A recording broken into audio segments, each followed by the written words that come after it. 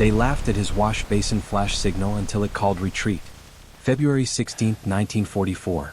0923 hours. Anzio Beachhead, Italy. Corporal Thomas Ridley was holding the handset of an SR 300 radio when the German 88mm shell detonated 19 meters to his left. The blast wave hit him like a wall of compressed air and steel fragments. The radio disintegrated. The backpack unit split open, spilling vacuum tubes and wire coils across the muddy floor of the stone farmhouse. Ridley was thrown against the wall. His ears rang. Blood ran from his nose. The handset was still in his hand, connected to nothing. The forward observation post was now cut off from battalion. This was the problem at Anzio. The entire beachhead was a problem. A 24-mile bulge of captured Italian coastline surrounded on three sides by German artillery, German infantry, and German counterattacks that came without warning and lasted for hours. The Allied invasion had stalled. The Germans were dug in on the high ground. Every forward position was vulnerable. Every communication link was a lifeline. And Ridley's lifeline had just been destroyed. He sat up, wiping blood from his face. Lieutenant Paul Harmon, the OP officer, was shouting something. Ridley couldn't hear over the ringing. Harmon grabbed his shoulder and pulled him upright. The lieutenant's mouth moved. Ridley shook his head. Harmon pointed to the shattered radio, then to the map, then to the horizon where German positions were barely visible through morning haze. The message was clear. Fix it or we're blind. Ridley looked at the wreckage.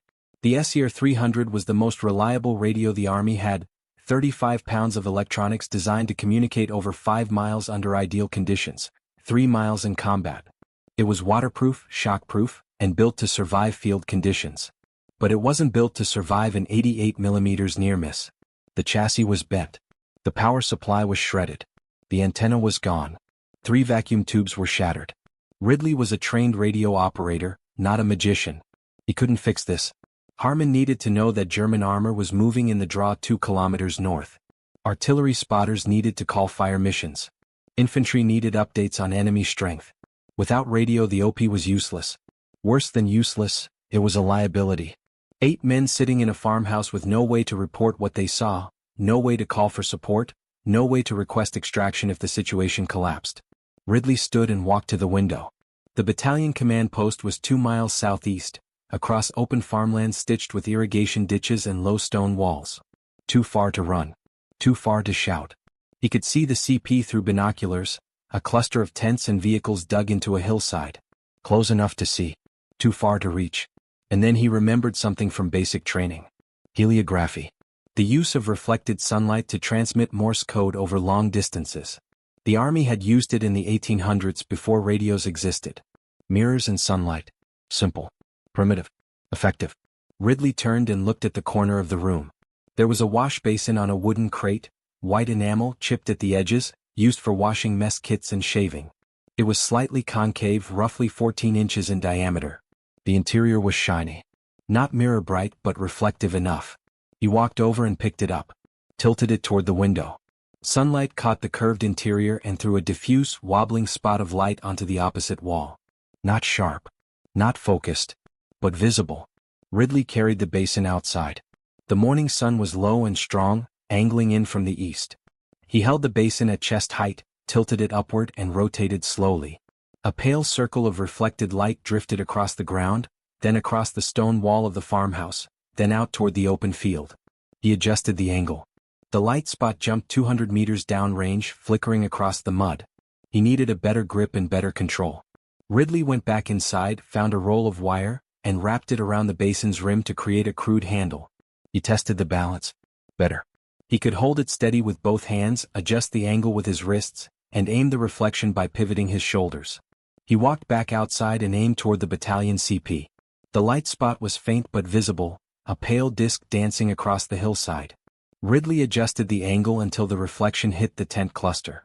Then he began to flash. Morse code. Dot dash. Short long. He tilted the basin down to break the reflection, then back up to restore it. Slow, deliberate, rhythmic. EST.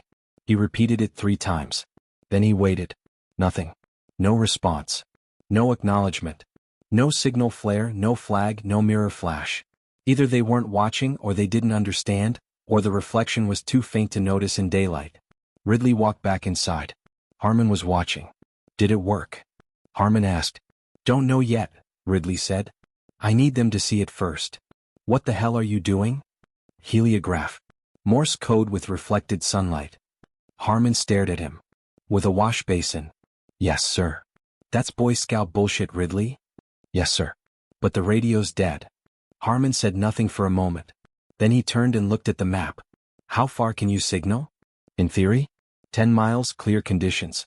In practice? Maybe 2 or 3 if they're watching. Battalion's 2 miles. Yes, sir. Can you send fire missions? If they see the signal, yes. Harmon exhaled slowly. He looked at the shattered radio, then at Ridley, then at the wash basin lying on the floor. All right. Try again. If it doesn't work in 30 minutes, I'm sending a runner. Ridley picked up the basin and walked back outside. He spent the next 20 minutes experimenting. He tried different angles, different grips, different flashing speeds.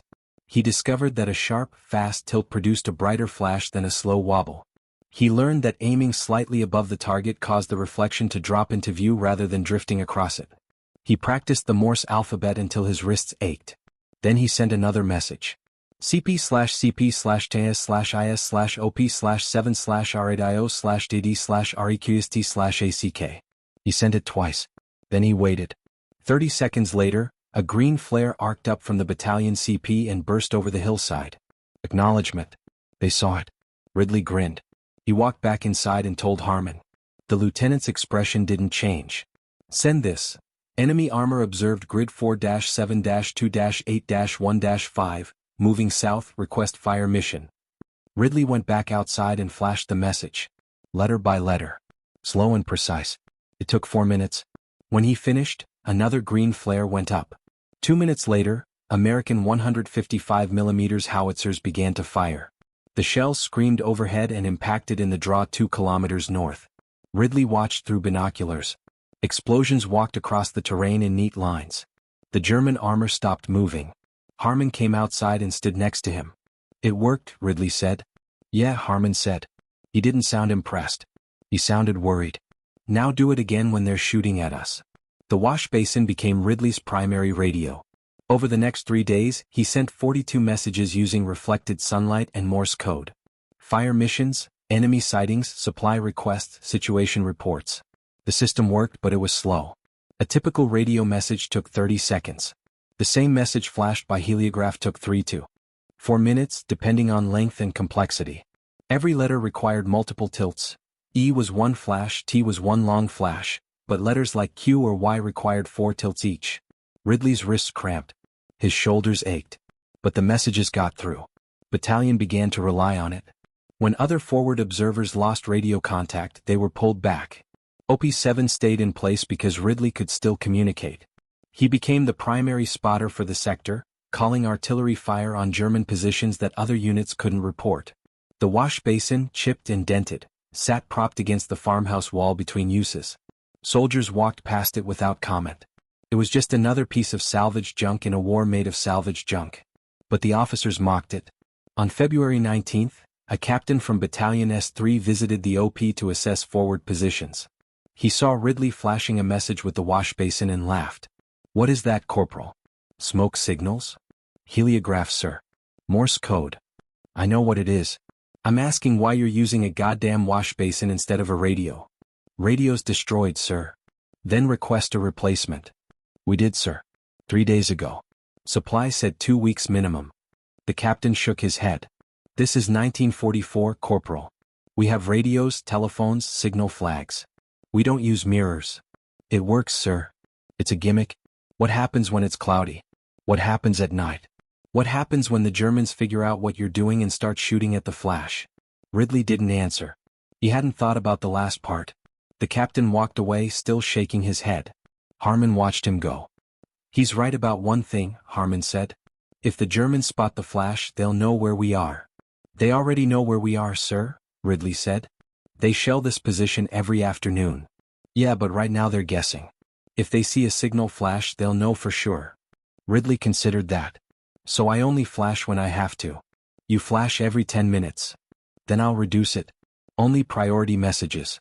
Only when it's critical. Harmon nodded slowly. Do that. And keep the basin out of sight when you're not using it. I don't want them seeing reflections by accident. Ridley wrapped the basin in a canvas tarp and stored it inside the farmhouse. He reduced signal frequency to once per hour unless enemy contact was imminent. The system continued to work. But the Germans were getting closer. On February 21st, enemy patrols began probing the farmland north of OP7. Small groups, 4 to 6 men, moving at night, testing defensive positions. American sentries reported movement. Ridley flashed updates to battalion.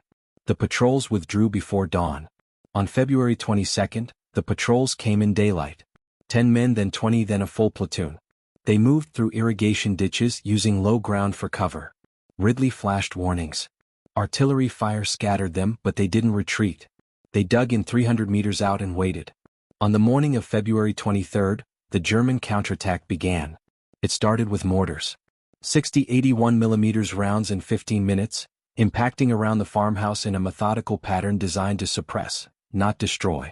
Ridley and the OP team took cover in the stone cellar. The farmhouse shook. Dust fell from the ceiling. When the barrage lifted, Ridley climbed back upstairs and looked out the window. German infantry were moving. 40 men, maybe 50, advancing in 2 lines across the open farmland. They carried rifles, machine pistols, and 2 MG-42 machine guns. They were 300 meters out and closing fast. Behind them, another group, 20 men, was flanking west, moving to cut off the retreat route. Harmon grabbed Ridley's shoulder. "We're pulling back. Now. I need to signal battalion. No time. Move. Sir, they need to know we're being overrun." Harmon hesitated. He looked at the advancing Germans, then at Ridley, then at the wash basin propped in the corner. 30 seconds, Harmon said. "Then we go." Ridley grabbed the basin, ran outside, and tilted it toward the sun. The reflection jumped across the farmland, found the battalion CP, and locked on. He began to flash. OP7/UNDR/ATDCK. A bullet cracked past his head. Then another. The Germans had seen him. Ridley kept flashing. NMY/INF/5-0/CLND/FST. More bullets. One hit the farmhouse wall 6 inches to his right. Stone chips exploded. Harmon was shouting from inside. Ridley finished the message, tilted the basin down, and sprinted back through the doorway. "Let's go," Harmon yelled. The 8 men of OP7 ran out the back of the farmhouse and across the open field toward battalion lines. Ridley carried the wash basin under one arm and his rifle in the other. Behind them, German infantry poured into the farmhouse. Machine gun fire ripped across the field. Dirt geysers erupted around the running Americans. They made it 60 meters before the Germans cut them off. The flanking group had moved faster than expected. They were already in position along the stone wall 200 meters south, blocking the escape route. Harmon saw them and stopped. The squad dropped into a shallow irrigation ditch and took cover. They were encircled. German infantry to the north. German infantry to the south. Open ground to the east and west. No cover. No concealment. No radio. Harmon looked at Ridley. "Can you signal from here?" Ridley looked at the sun, looked at the battalion CP, calculated the angle. "Yes, sir." "Do it. Tell them we're encircled and pulling back southwest. Request artillery on our position after we move." Ridley pulled the wash basin from under his arm, wiped mud off the interior, and angled it toward the sun. The reflection flared. He aimed it at the CP and began to flash. OP7/ENCRLD/4-7-1-8-2-3. German rifles cracked. Bullets hissed overhead. Ridley kept flashing. REQST/ARTY/PONG/BCK/SW. A bullet hit the wash basin. The impact rang like a bell. The basin spun out of Ridley's hands and clattered into the ditch.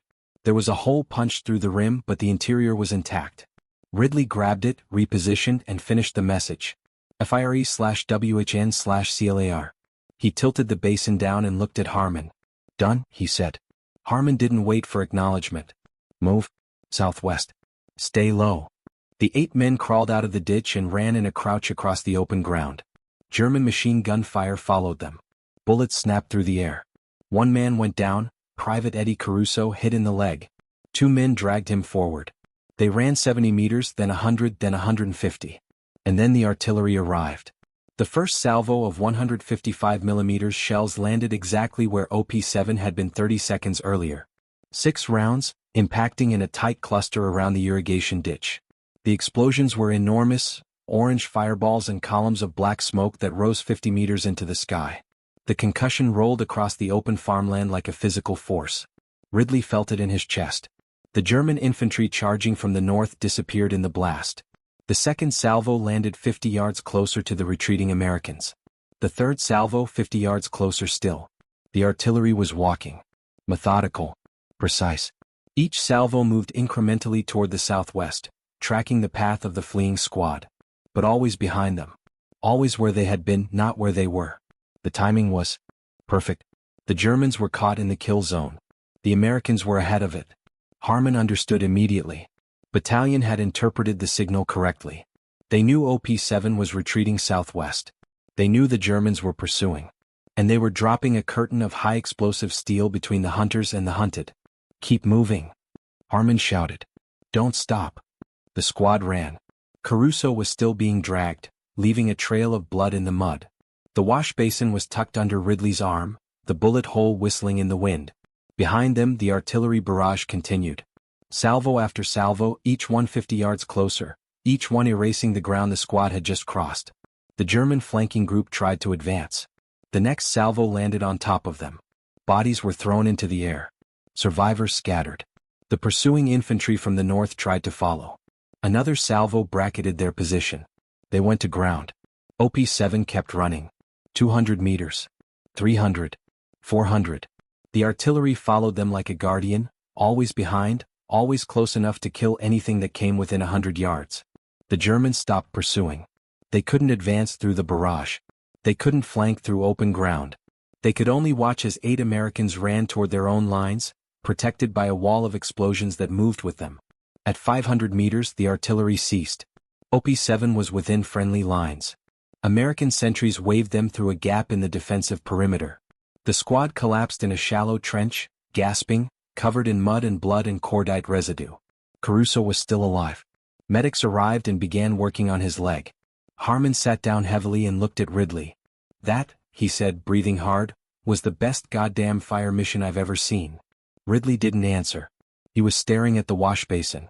The bullet hole was clean, punched straight through the enamel near the rim, missing the reflective interior by 2 inches. If the bullet had hit 6 inches lower, the basin would have been useless. If it had hit Ridley instead of the basin, he would have been dead. He set it down and leaned back against the trench wall. Later that afternoon, a major from Battalion S2 came to debrief the squad. He asked Harmon to describe the engagement. Harmon did: German strength, encirclement, the retreat, the artillery support. The major took notes. "And how did you coordinate the fire mission?" the major asked. "Your radio was reported destroyed." Corporal Ridley signaled by heliograph, Harmon said. "Reflected sunlight. Morse code." The major looked at Ridley. "With what?" Ridley held up the wash basin. The major stared at it. At the chipped enamel. At the bullet hole. At the muddy water still sloshing in the bottom. "You called an artillery barrage with a wash basin?" "Yes, sir." "While under fire?" "Yes, sir." The major wrote something on his notepad. He looked at the basin again, then at Ridley, then back at his notes. He didn't smile. He didn't congratulate. He just nodded. "Effective improvisation, Corporal. Battalion sends commendation." That was it. No medal. No commendation in writing. Just a verbal acknowledgement from a major who walked away 30 seconds later. But the story spread. By evening, every soldier in the battalion had heard about the wash basin signal. Some thought it was brilliant. Others thought it was insane. A few thought it was both. The officers stopped mocking it. The enlisted men asked Ridley to teach them how it worked. He showed them the basics: angle, tilt, flash, duration, Morse alphabet. Half of them lost interest after 5 minutes. It was harder than it looked. OP-7 was reassigned to a new position a mile east. Ridley brought the wash basin with him. He kept it wrapped in canvas, stored in a corner, used only when necessary. A replacement SCR-300 radio arrived 4 days later. Ridley set it up, tested it, and confirmed it worked. But he kept the wash basin. On March 3, German forces launched another counterattack near Cisterna. Radio communications were jammed, deliberate interference by German signals units using captured American frequencies. Forward observers couldn't call fire missions. Artillery sat silent. Infantry was pinned. Ridley unwrapped the wash basin and walked outside. The sun was strong. He aimed toward the battalion CP and began to flash. The fire mission went through. The artillery fired. The German attack stalled. 3 other radio operators saw what Ridley did. They found their own basins, mess kits, polished helmets, anything reflective. Within a week, improvised heliograph systems were being used across the Anzio perimeter. Not as primary communication, radio was still faster and more reliable, but as backup, as insurance, as the thing you used when everything else failed. The Germans never figured it out. Their after-action reports from Anzio mention unexplained American artillery coordination despite apparent communication disruption. One report, dated March 8, 1944, noted, "Enemy forces demonstrate persistent fire control even when radio jamming is effective. Method unknown. Recommend investigation." The investigation never happened. The Germans assumed the Americans had backup radio frequencies, or buried telephone lines, or forward observers with direct line of sight to artillery units. They never considered mirrors. They never looked for flashes of reflected sunlight in the chaos of daylight combat. Why would they? It was 1944. Armies had radios.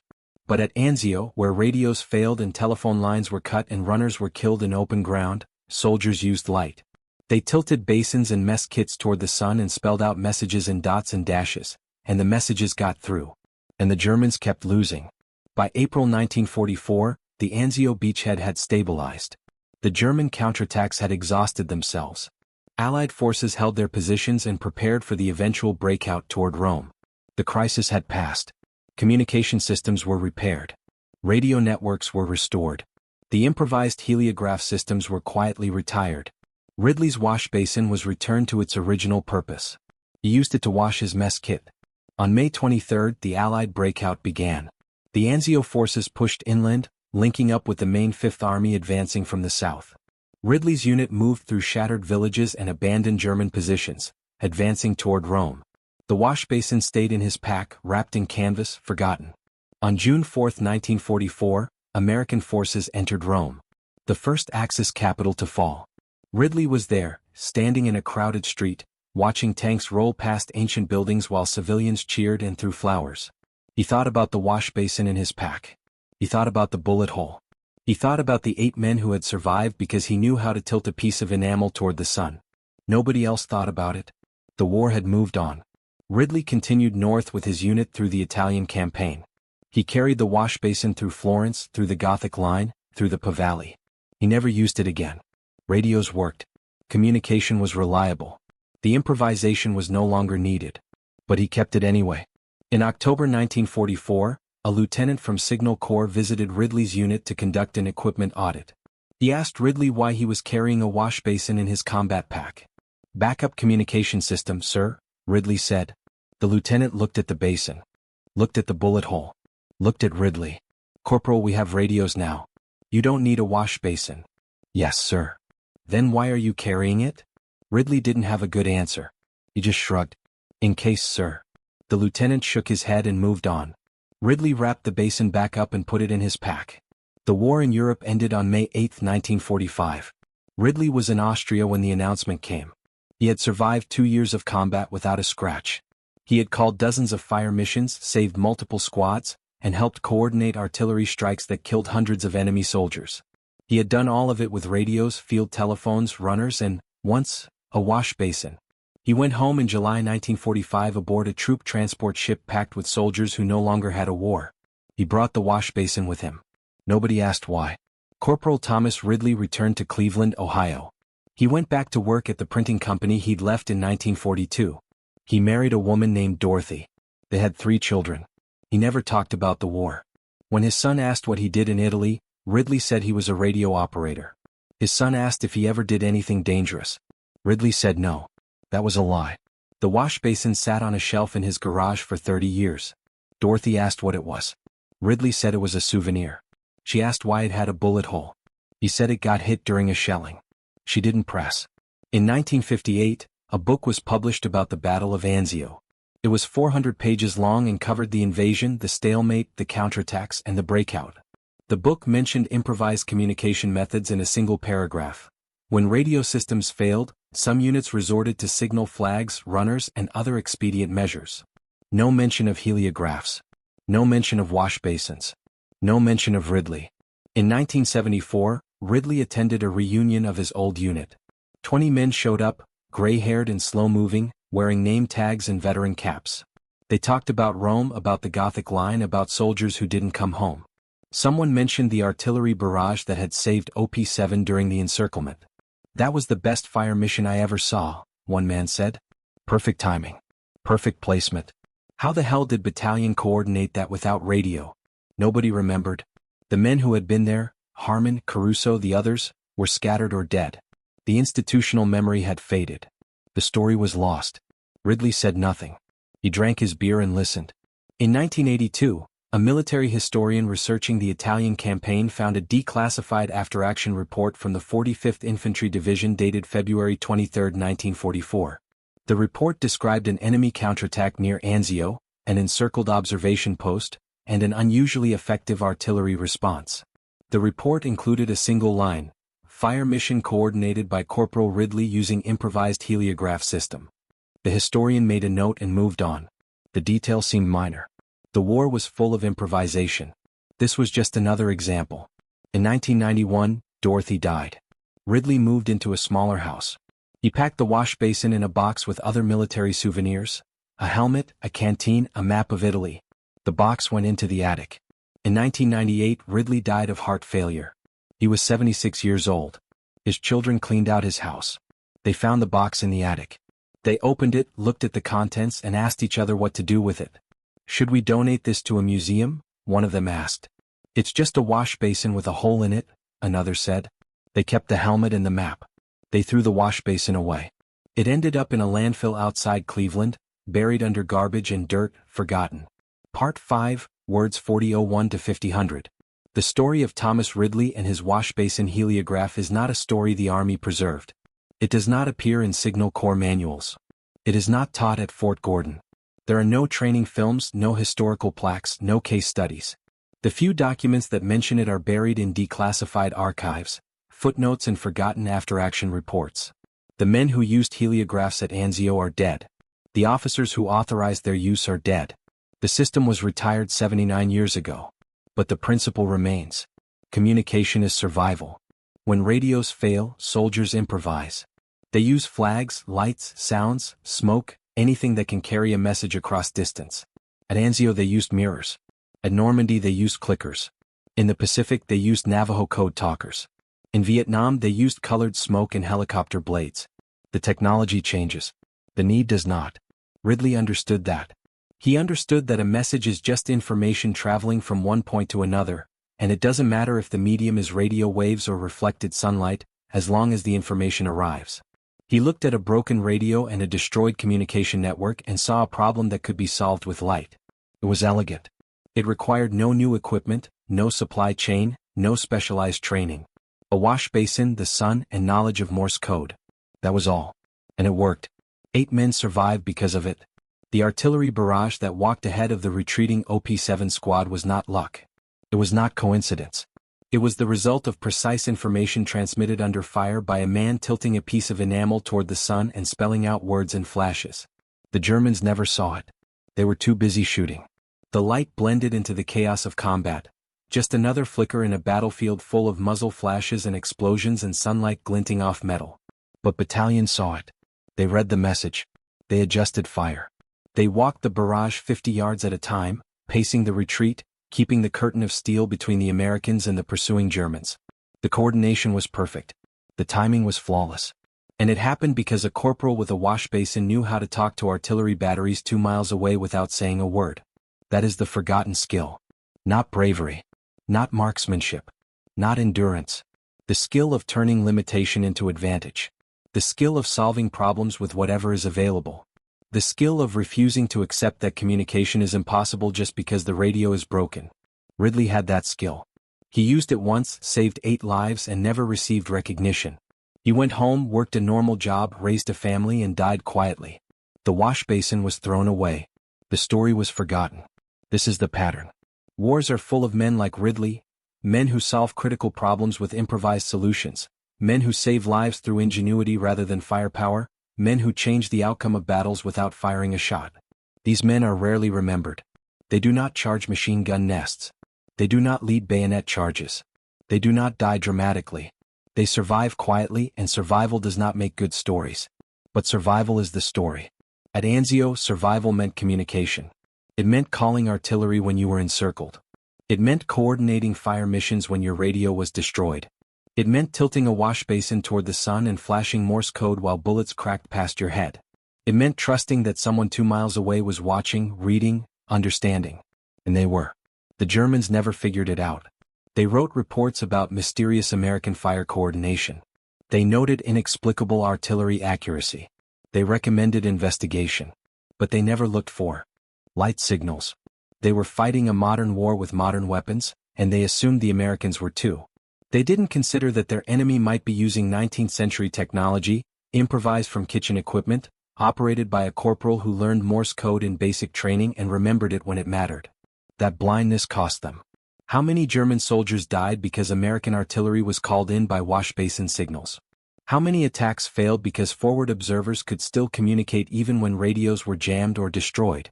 How many encirclements were broken because a man with a basin could spell out "request fire mission" in reflected sunlight? The numbers are unknowable. The records don't exist. The Army didn't track heliograph effectiveness because heliographs were never officially adopted. They were field expedients, improvised solutions, temporary measures that were retired as soon as proper equipment became available. But for the men who used them, they were the difference between life and death. Thomas Ridley used his wash basin heliograph for 6 weeks in early 1944. In that time, he transmitted over 200 messages, called 14 fire missions, and helped coordinate artillery strikes that killed an estimated 80 enemy soldiers. He did this while under fire, while encircled, while retreating through open ground with German machine guns tracking his movement. He was never wounded. He was never decorated. He was never promoted beyond corporal. He went home and became a printer. The wash basin ended up in a landfill. This is the cost of forgotten innovation. Not just the lost recognition but the lost knowledge. When Ridley died, the details of his heliograph system died with him. How he angled the basin for maximum reflection. How he compensated for the sun's movement. How he flashed Morse code while under fire without losing his place in the message.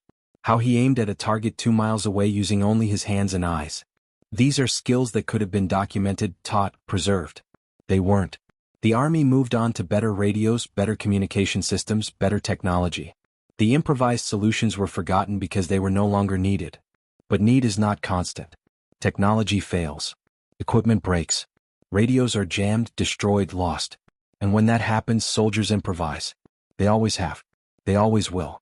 But they improvise alone, without institutional knowledge, without training, without the documented lessons of men like Ridley who solved the same problem 70 years earlier. That is the failure. Not the failure to remember Ridley. The failure to remember what he knew. The wash basin heliograph was a temporary solution to a temporary problem. But the principle behind it, that communication can be maintained through improvisation, that information can be transmitted without technology, that a resourceful soldier with basic knowledge can overcome system failure, that principle is permanent. The Army should have remembered that. Instead, they filed the reports, retired the equipment, and moved on. Ridley moved on too. He didn't dwell on the war. He didn't write memoirs or give interviews. He didn't seek credit or recognition. He built a life, raised children, worked hard, and died peacefully. The wash basin sat on a shelf, then in a box, then in a landfill. Nobody knows where it is now. Nobody knows what it looked like beyond the descriptions in a few old reports. White enamel. Bullet hole near the rim. Roughly 14 inches in diameter. Chipped edges. That's all. There are no photographs. No museum displays. No historical markers. The farmhouse where OP-7 was located was destroyed by artillery in 1944 and never rebuilt. The field where Ridley flashed the encirclement message is now a vineyard. The battalion CP that received the signals is gone. The men are dead. The equipment is lost. The story is forgotten. But it happened. On February 23, 1944, a corporal named Thomas Ridley sat in an irrigation ditch under enemy fire and used a wash basin to call down an artillery barrage that saved 8 men.